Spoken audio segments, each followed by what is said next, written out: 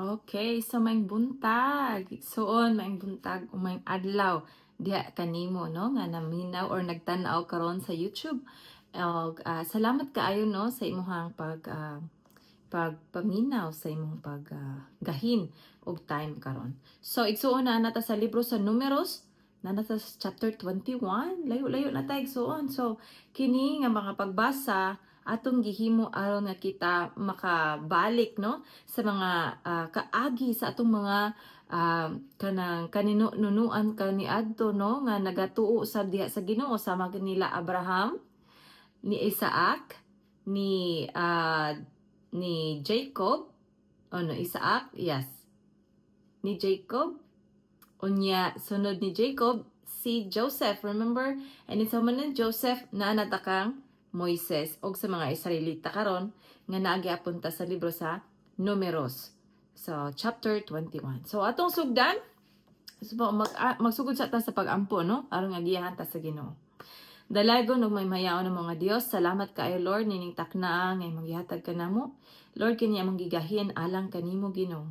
And I pray Lord nga imong Holy Spirit oh God mamuhat sa among kinailadman sa among kasing-kasing ug una-una. And Lord I pray nga kung naa may mga butang nga wala nimo gikahimutan Ginoo sa mga una-una ug kasing-kasing, Lord pasayloa kami. Hugasi kami Ginoo pinagi sa imong hamili nga dugo Lord. And I pray Lord nga imong balang espiritu magatudlo kanamo karon samtang kami magabasa sa imong pulong, Lord. Na kini mo tatak Ginoo sa mong alimpatakan aron Ginoo kining imong pulong mahimo namong gabayan sa matag adlaw.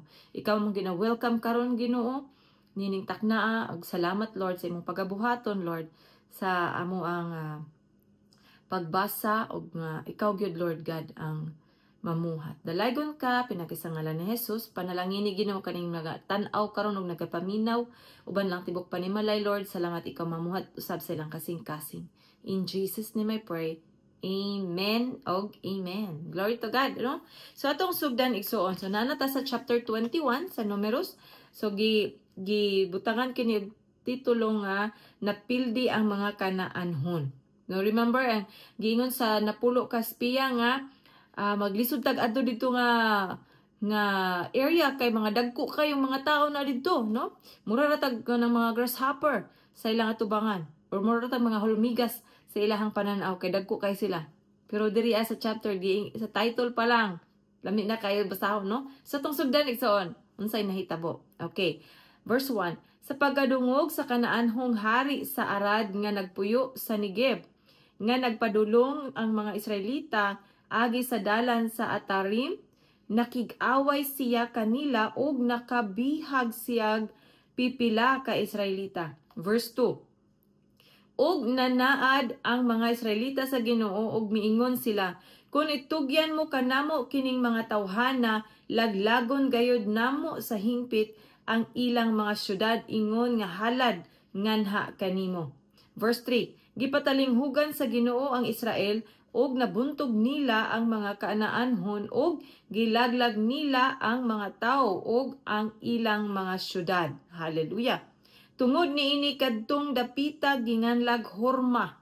Oh, praise God, no? Okay, verse 4.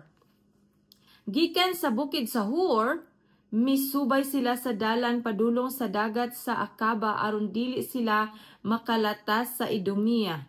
Apan ang mga tao gikabsag pailob. Samtang nagpanaw sila ug nagbagulbol sila batok sa Dios og kang Moises na napod sila no ning bagulbol na pod. Mingon sila, nganong gidalaman ninyo kami gikan sa Ehipto nganhi niining kami ngawan. So nagbagulbol na po sila no. Inyo ba kaming pakamatyon dinhi sa gutom ug sa uhaw?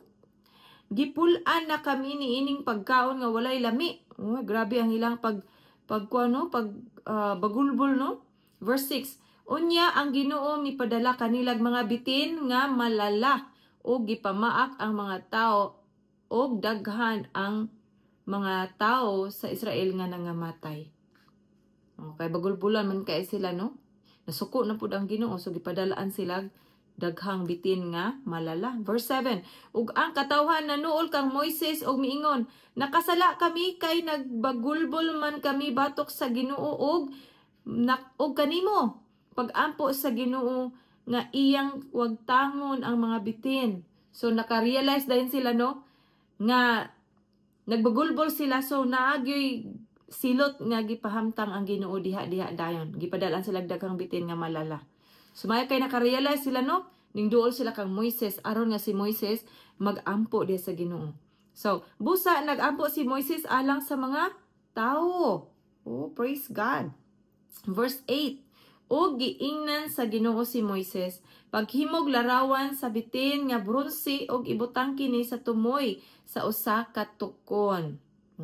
Og ang gipaakag bitin dili mamatay kon makalantaw or kung makatan-aw niini.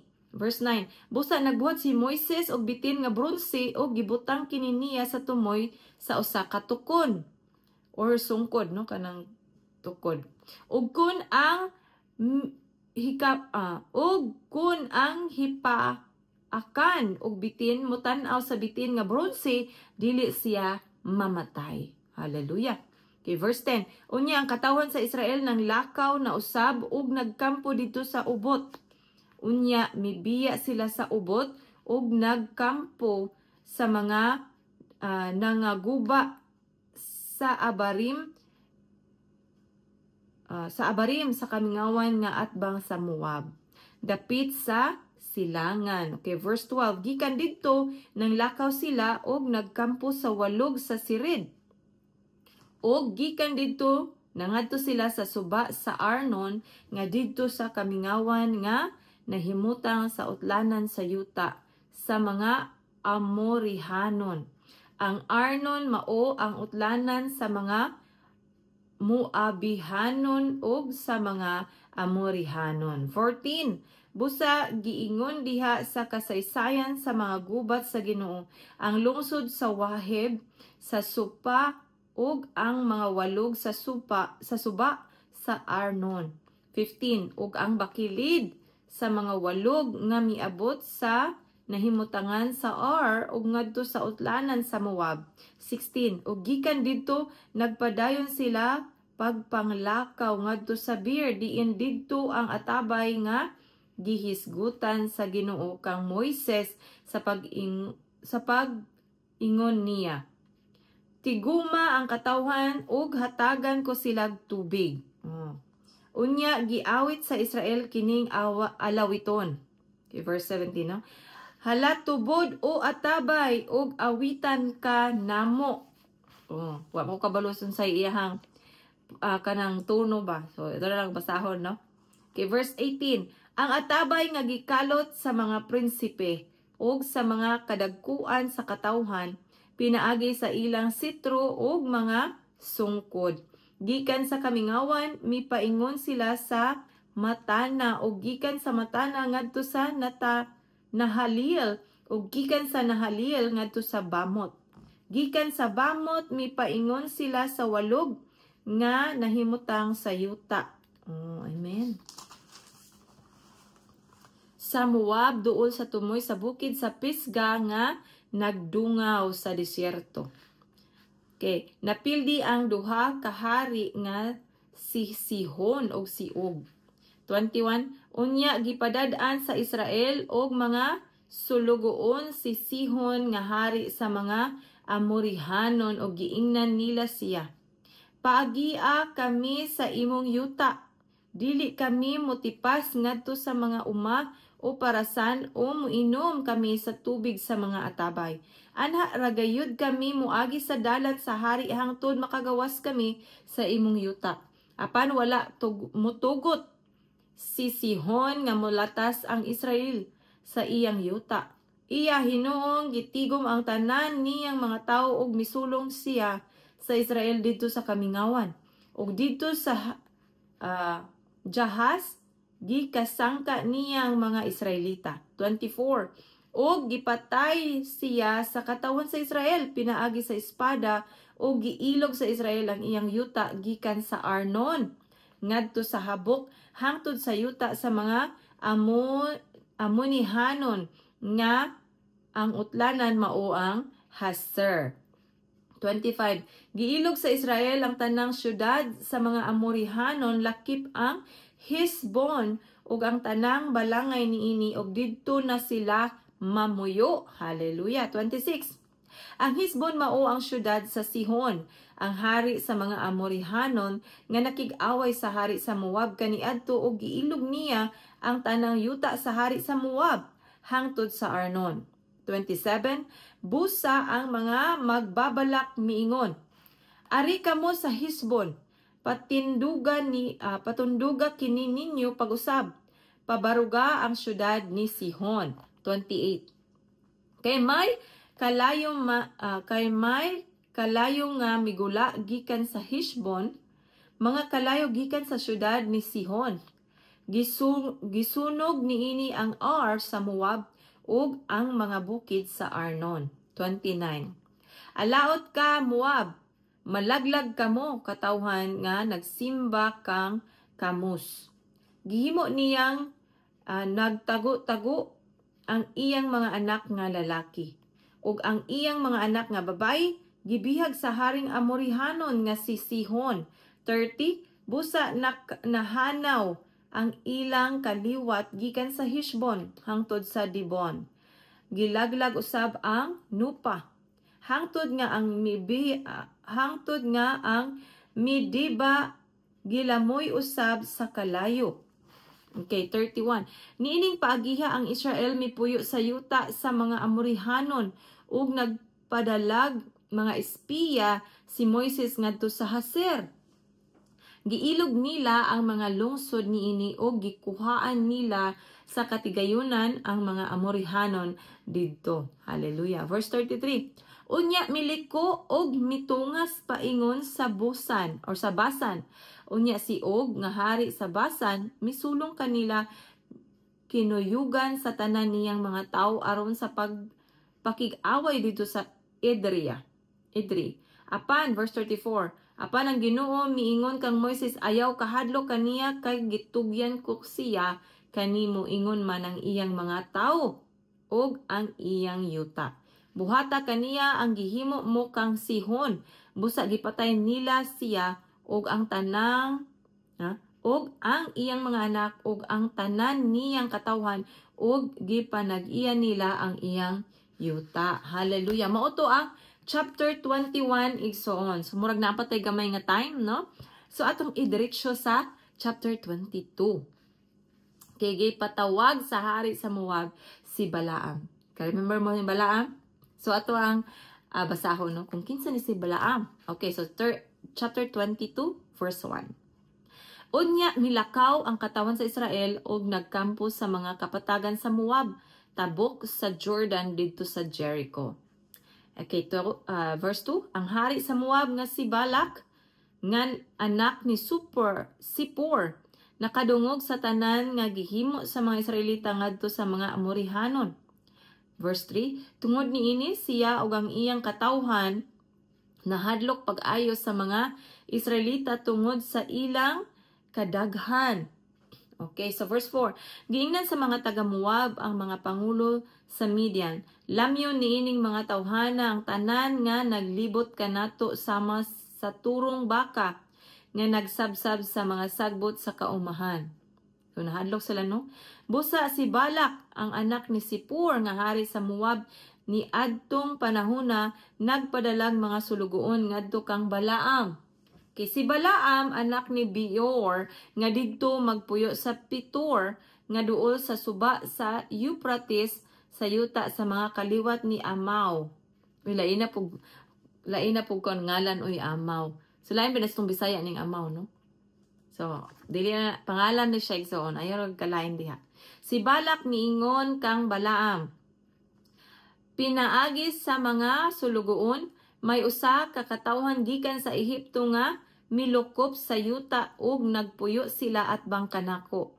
Dali, verse 6, dali nga ri og tungluha sila kay gamhanan ra sila alang kanako basin pag mabuntog ko sila og kahinginlan ko sila gikan sa akong yuta. Nasayod ako nga ang imong panalanginan mapanalanginan gayud og ang imong tunglohon mahimong tinunglo. Oh, So verse 7, busa ang mga pangulo sa Moab ug sa Midian milakaw nga nagdala sa ilang ibayad sa manalagna.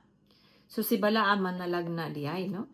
Miadto sila kang Balaam ug kini gisultihan gisultihan nila sa mensahe ni Balak. Verse 8, ug giingnan niya sila. Pahulay kamo dinhi ning gabhiuna ug sultihan ko kuraunya kamo sa isulti kanako sa Ginoo. So si Balaam usa pud siya ka magtutuo sa Dios, no? Nagakonsulta siya sa Ginoo. Busa ang mga kadagkuan sa Moab mipahulay uban kang Balaam. Verse 9, unya giingnan sa Dios si Balaam, kinsa man kining ania sa inyo. 10, si Balaam mitubag sa Dios, mga sinugo kini ni Balak nga anak ni Sipor ug hari sa Moab. Verse 11, aron pagpahibalo kanako nga usa ka katawhan gikan sa Ehipto ang milukop sa yuta ug gihangyo niya ako sa pagtunglo kanila basin pag mabuntog ug maabog niya sila. Verse 12, mingon ang Dios kang Balaam, ayaw pag-uban kanila ug ayaw tungluha ang maong katawhan kay sila akong gipanalanginan. So giingnan na daan sa Ginoo si Balaam nga dili siya pa adtuon, no? Kay gipanalanginan na sa Ginoo ang maong mga katawhan kay mao man tong mga Israelita gikan sa Ehipto, remember? Okay, verse 13. Busa sa pagmata ni Balaam sa pagkabuntog o sa pagkabuntag giingnan niya ang mga sinugo ni Balak. Paulia sa inyong yuta kay gidid-an ako sa Ginoo sa pagkuyog kaninyo. Busa ang mga kadagkuan sa Moab mibalik ang Balak og ilang giingnan siya. Nagdumili si Balaam sa pagkuyog kanamo. Verse 15. Busa nagsugo pag-usab si Balak og mga kadagkuan nga mas daghan og mas dungganan pa kaysa unang gipadala. Og sa pag-abot nila miingon sila kang Balaam, si Balak nagingon, hinaot pa unta nga muari ka diri kay pasidunggan kagayod kugayod. Ikaw og kutob sa imong isugo kanako buhaton ko. Ari diri og tungluha kining mga tawhana. Apan si Balaam mitubag sa mga sinugo ni Balak. Bisag ihatag pa ni Balak kanako ang iyang balay nga puno sa plata ug bulawan, dili ako makalapas sa sugo sa Ginoo nga akong Dios. Wow, amen, no? Tumanon ko gayod kini. Hangyoon ko kamo sa pagpabilin dinhi karong gabhiuna, basin pag aduna pay laing isulti ang Ginoo kanako. Verse 20. Og sa pagkagabi giingnan sa Dios si Balaam, kuyog niining mga sinugo apan mauray buhata ang akong ipabuhat kanimo. Verse 21. Busa sa pagkabuntag gimonturahan ni Balaam ang iyang asno ug mikuyog siya sa mga kadagkuan sa Moab. Verse 22. Apan nasuko ang Ginoo kay miuban man si Balaam. Busa gialihan sa anghel sa Ginoo ang dalan aron pagpugong kang Balaam nga nagsakay sa asno uban sa iyang duha ka sulugoon. Hallelujah. Okay, verse 23. Og nakita sa asno ang anghel sa Ginoo nga nagbarog taliwala sa dalan nga naggunit og espada. Busa ang asno mitipas sa dalan og mipaingon sa uma. Og gilatos ni Balaam ang asno aron mobalik sa dalan. 24. Unya ang anghel mibarog sa sigpit nga agianan tunga-tunga sa mga parasan diin may paril nga bato sa isig kakilid. Og sa pagkakita sa asno sa anghel sa Ginoo, namidpid siya sa paril og napiit ang tiil ni Balaam. Busa iyang gilatos pag-usab ang asno. 26. Unya ang anghel sa Ginoo mipadayon sa unahan og mitindog sa dapit nga sigpit kaayo diin malisod ang pagtipas sa tuo o sa wala. 27. Sa dihang nakita sa asno ang anghel sa Ginoo, milubog kini og misamot ang kasuko ni Balaam og gibunalan niya ang asno sa iyang sungkod. 28. Unya gipasulti sa Ginoo ang asno og kini miingon kang Balaam, unsa bay nabuhat ko kanimo nga imo man akong gibunalan sa makatulo? So gipasulti sa Ginoo ang asno, no? So wala gyud imposible sa Ginoo. Kay even ang asno gipasulti sa Ginoo. Hallelujah. 29. Giingnan ni Balaam ang asno, kay imo man akong gibinuangan. Kung may espada pa lamang ako patyon ko gayud ikaw. 30. Og miingon ang asno kang Balaam, dili ba ako ang imong asno nga maoy imong gisigihan pag kabayo hangtod karon? Nag-iningon ba ako niinik nimo kaniadto? So ning tubag ang asno no, ning tubag. Og si Balaam miingon, wala. 31. Unya gipabukas sa Ginoo ang mata ni Balaam ug nakita niya ang anghel sa Ginoo nga nagbarog didto sa taliwala sa dalan nga nagunit og espada busa mihapa siya sa yuta. Hallelujah. 32. Og miingon ang anghel sa Ginoo ngadto kaniya, nganong gibunalan mo man og katulo ang imong asno?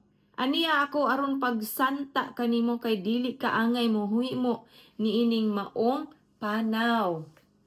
Di ba? Una na siyang giingnan sa Ginoo ayog kuyog. Pero murag ka nang nangayo gyapon siya kon ba sa second time. So moningon ang Ginoo kuyog kanila. No? Okay, so 33. Ang asno nakakita kanako ug sa makatulo milikay kanako. Kung wala pa siya mulikay kanako gipatay ko na unta ikaw apan dili ang asno. 34. Unya miingon si Balaam sa anghel sa Ginoo, nakasala ako. Wala intawon ako masayod nga nagtindog ka di ay taliwala sa dalan. Apan karon kun sa imong hunahuna sayop nga mupadayon ako sa akong panaw, mupauli na lamang ako sa amo. 35. Ug ang anghel sa Ginoo miingon kang Balaam, kuyog sa mga tao apan maulay isulti ang ipasulti ko kanimo. Hallelujah. So ang anghel sa Ginoo, no? Kaya siya, isulti ang ipasulti ko kanimo. Busa si Balaam mikuyog sa mga sinugo ni Balak. 36. Sa pagkabalita ni Balak nga miabot na si Balaam, misugat siya kaniya dito sa syudad sa Moab. Hallelujah. Daplin sa suba sa Arnon nga maoy kinatumyan nga utlanan sa nasod sa Moab. Og si Balak mingon kang Balaam, gipatawag ko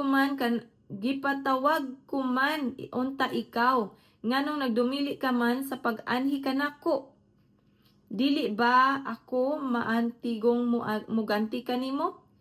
38. Si Balaam miingon kang Balak, aniya ako apan wala ako kagawasan sa pagsulti bisag unsa. Ang ipasulti kanako sa Dios mao lamang ang akong isulti. Busa 39. Busa mikuyog si Balaam kang Balak og miabot sila sa lungsod sa Husot. Verse 40. Ug si Balak naghalad og turong baka og mga karnero og gipadad-an niyag bahin si Balaam ug ang mga sinugo nga miuban kaniya. Verse 41. Og sa pagkaugma gikuha ni Balak si Balaam ug gidala ngadto sa Bamot Baal ug didto nakita niya pag-ayo ang pipila ka pundok sa mga Israelita. Hallelujah. Igsoon, as naa pa siya sa moto ang chapter 22, no? Ang chapter 23 diri na ko ang chapter nga unsay isulti ni Balaam didto sa mga Israelita. So exciting kaayo ang sunod nga chapter igsoon. So ayaw og change og channel di bitaw eh. So ayaw og kalimot sa pagtan-aw sa sunod ani nga video, okay? Kay ang sumpay ani mao na ang mga kanang panahon, no? Nga isulti ni Balaam kung unsa ang ipasulti sa Ginoo ngadto sa mga Israelita. So igsoon, salamat kaayo nga hangtod karon naagyapon ka diha na minaw, nagpadayon, no? Igsoon ang Ginoo magapanalangin kanimo uban ang imong tibok panimalay karon og hangtod sa hangtod, no? I declare that in Jesus name. So salamat kay igsoon. So hangtod sa sunod higayon, kita-kits na punta. Salamat.